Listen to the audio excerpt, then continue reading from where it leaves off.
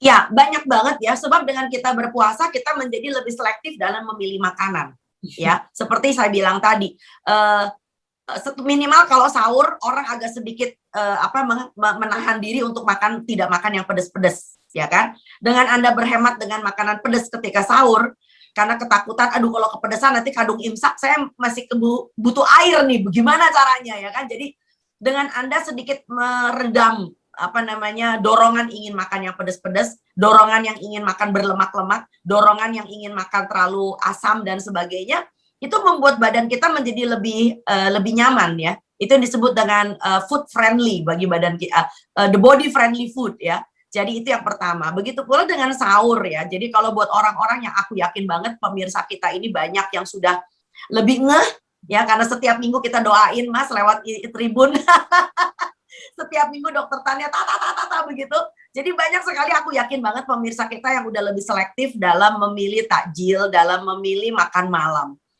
Jadi dengan demikian insya Allah puasa kita akan jauh lebih baik. Kita mengurangi makanan proses, kita mengurangi gorengan, lalu kita mengurangi yang namanya berlemak-lemak, apalagi kemudian bakar-bakaran.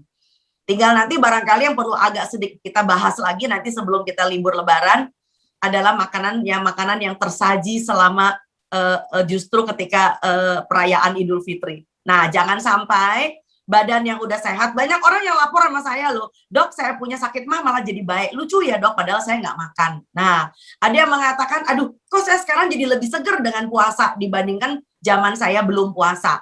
Ya, zaman belum puasa kan dia suka-suka hati ya kan, pagi-pagi makan bubur doang ya, padahal itu kan makanan MPASI ya Mas ya.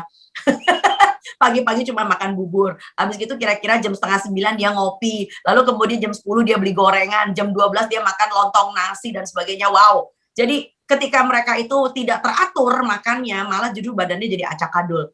Tapi dengan kita puasa, kita mempunyai semacam penjedaan makan, kita mempunyai disiplin, kita mempunyai aturan.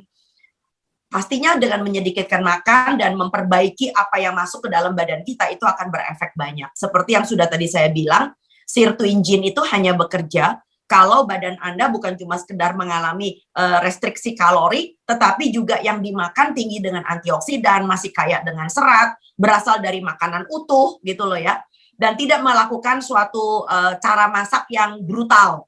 Cara masak yang brutal itu adalah dengan digoreng ya, dibakar ya kan.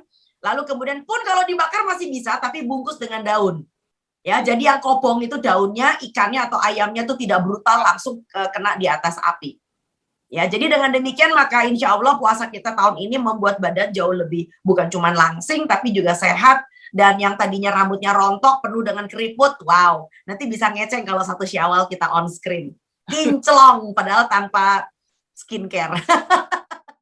Terima kasih sudah nonton.